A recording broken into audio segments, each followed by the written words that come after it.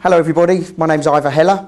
I'm the Commercial Director of AFC Wimbledon, and if I were you I'd be asking what is the Commercial Director of a football club from South London doing in beautiful East, can we call it East London? Yeah. East London? It's not Essex. It's not Essex, no? No, really? Oh, blimey. Thank God for that. It's a London borough. It's a London borough, okay, sorry.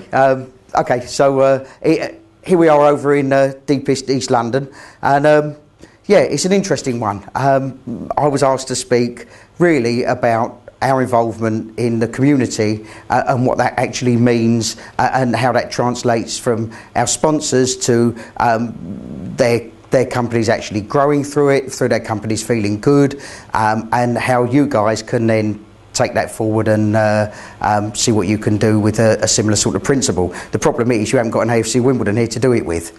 So there's a couple of other ideas and a couple of other things that we do. I do have to say that there's Peter Streams here from your local radio station who I've known for some time. So I do have to say personally hello to Peter, and I'm absolutely over the moon to see you and that you're involved in this and you will understand a lot of what I'm talking about.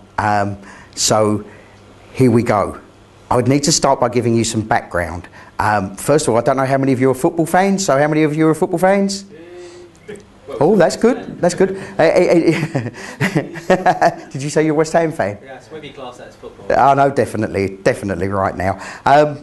For those of you who aren't, I think I need to give you a brief history lesson if that's okay. So Peter, go to sleep for a minute, but I need to tell you why I'm in this position, why I'm here today, what actually happened and what makes our football club and therefore me slightly different from the run-of-the-mill person involved in football and involved in community sport activities. So I'll try not to send you to sleep, all right, but I'm going to go right the way back to the early 1970s when I was just a wee lad, not much weirder than I am now. I just didn't grow too much, so all the way back to 1974-75. Now, many of you would have heard of Wimbledon Football Club. We won the FA Cup in 1988. Absolutely incredible story.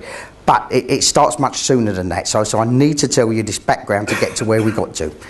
In 1974-75, Wimbledon Football Club was a small club. So anyway, yes, 74-75, Wimbledon were a club similar size to Romford, which was then a similar size to what I would say kind of Dagenham and Redbridge now. Do you all know Dagenham and Redbridge? Have we got any Dagenham and Redbridge fans here? No. That's a shame.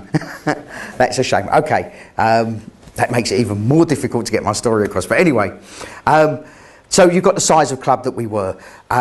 Wimbledon bought in a new manager, bought a new team with, and completely out of despair really, this football club that had absolutely no money somehow cobbled together a fantastic team of semi-professional footballers that took the non-league world, the non-league side of football by storm.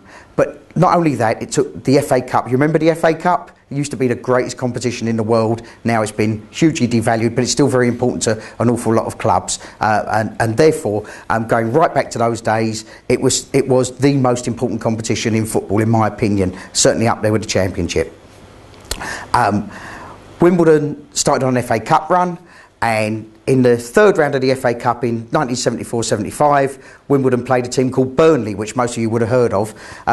Burnley at the time were, apparently they were third in Division 1. I always thought they were fifth, but I was told by a Burnley player a few weeks ago that they were third, who actually played in that game. And Little Wimbledon, non-league team, went up to Turf Moor and beat the team that were then third in Division 1. Now, the big part of that story is that hadn't happened for 65 years. That a non-league team had been to a first division ground. So this was in 74-75. It hadn't happened for 65 years. The really good news is it hasn't happened since. Nobody's ever done it since. So basically, it is now a once in 100 year occurrence that a non-league team will go to a Premier League team. Never mind the team third. I mean, who's third in the Premier League at the moment? Who is it? Newcastle. Is it Newcastle? Okay, well, maybe that is more believable.